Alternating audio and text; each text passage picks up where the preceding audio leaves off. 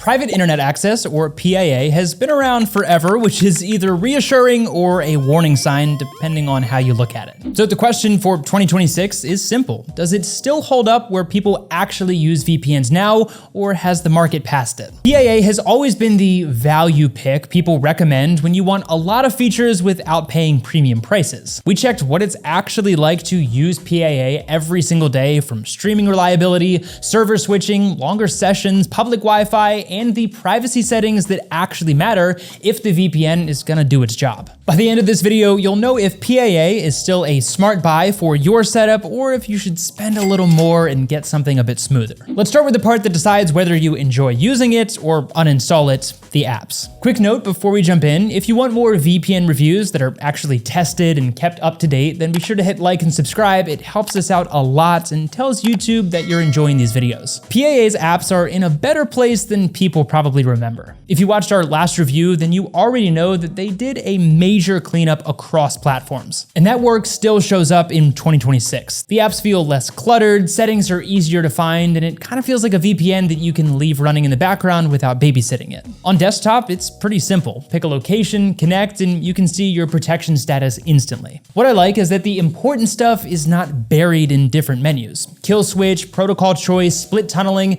it's all where you'd expect it to be. And yes, split tunneling is available on macOS again, which is genuinely useful. That means you can keep your browser on the VPN while letting other apps use your normal connection. And this is really helpful when a work tool, local service, or banking site gets weird around VPNs. On mobile, it's quick and stable. Server switching is smooth, reconnects don't take forever, and it behaves well in the background. On streaming devices, it's a bit more basic. PIA does now have an Apple TV app, which is great if you travel or just want a VPN on the big screen. Just keep expectations realistic. TV apps are meant for quick location switching, not deep security tweaking. And then there's the big convenience factor. PIA still allows unlimited device connections, so you're not rationing protection across your phone, laptop, tablet, and everything else. This is where people decide if VPN is worth it in the first week. With PIA in 2026, streaming is generally a good experience once you've got the right server. Streams start quickly, quality stays steady, and long sessions don't turn into constant buffering. Where it can get slightly annoying is with picky region locks. Some services will work instantly, others will randomly throw a block on one server or work fine on the next. The fix is usually pretty simple, just switch locations or even just switch servers in the same location. And PIA's advantage here is choice. It has a wide spread of locations, and in the US, it covers all 50 states, so you rarely get stuck in an overcrowded option. And thankfully, that makes the try a different server trick actually practical instead of just frustrating and time-consuming. If you download a lot, PIA is one of the easier VPNs to live with. P2P traffic is allowed across its network, so you're not hunting for special servers just to get started. You connect and you're good to go. And PIA also supports port forwarding on supported platforms. And one quick reminder, because it matters most here, turn on the advanced kill switch. If the VPN drops mid-download or your network switches, that setting helps keep your real IP from slipping out. PIA feels fastest when you keep it close to home. On nearby servers, performance is strong enough that you stop thinking about the VPN altogether. Browsing feels normal, calls stay clear, and streaming doesn't take a hit as soon as you're connected. WireGuard being the default on most platforms definitely helps a lot here. Now, long-distance connections are more of a mixed bag. Some locations hold up well, others slow down enough that you do notice it,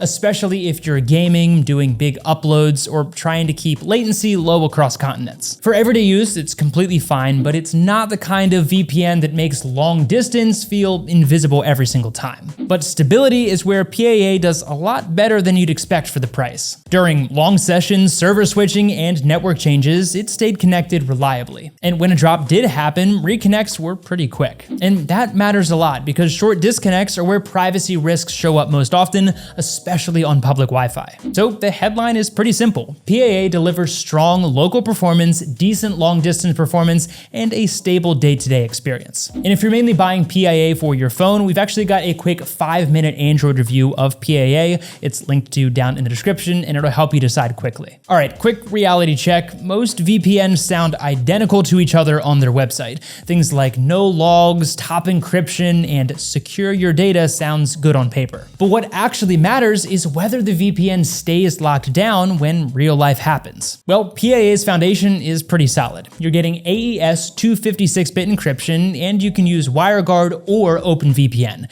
Nothing sketchy or custom for that matter. It's all standard stuff that people actually trust. But here's the part that decides whether you're protected or just paying for a nicer IP address: the kill switch. PIA has a standard kill switch and an advanced mode that blocks all internet traffic unless the VPN is connected. So turn on the advanced one. Do it once and you're covered when Wi-Fi drops, your laptop wakes up, or your network switches. Because those are the moments where a VPN leak can happen. PIA also called out the tunnel vision situation publicly, and the takeaway is basically the same. On untrusted networks, you want the kill switch on, end of story. Okay, now for privacy. Yes, PIA is US-based, and that makes people a little bit nervous for obvious reasons, but the reason it still gets recommended anyway is that it has a really good track record. It publishes transparency reports on a regular schedule, including quarterly updates, and it's had independent audits supporting its no logs policy. And then there are a few PIA features that are genuinely worth having even if you don't care about marketing mumbo jumbo. 1, RAM-only servers. That means server data isn't designed to stick around the way it would with traditional storage. 2, the apps are completely open source, so the code is out in the open. And 3, Mace. It blocks ads, trackers, and known malicious domains at the connection level. It's not magic, but it is a nice set it up once win, especially on mobile. So if you want a VPN that gives you real control and doesn't cut corners on the basics, then PIA checks all of the right boxes. You just have to enable the right settings that actually do the protecting. This is where PIA still makes the strongest case for itself.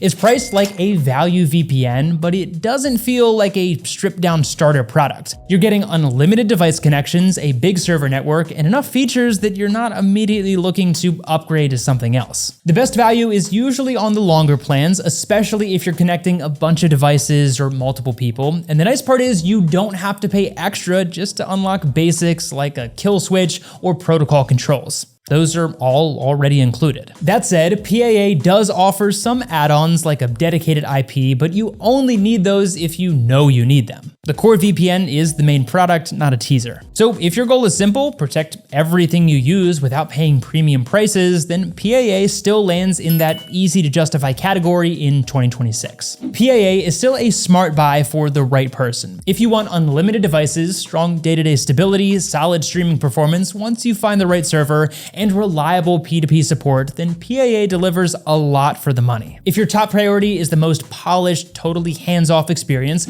or you want the absolute best long-distance speeds every single time, then there are VPNs that feel a bit more premium. But for most people who want strong value and real features that matter, PIA absolutely holds up in 2026. If you want to check out the latest deals, we've linked to all of those down in the description, so be sure to check those out. But that's it for this vpnMentor review. As always, be sure to hit like and subscribe to see future videos just like this one. And thank you so much for watching. We'll see you in the next video.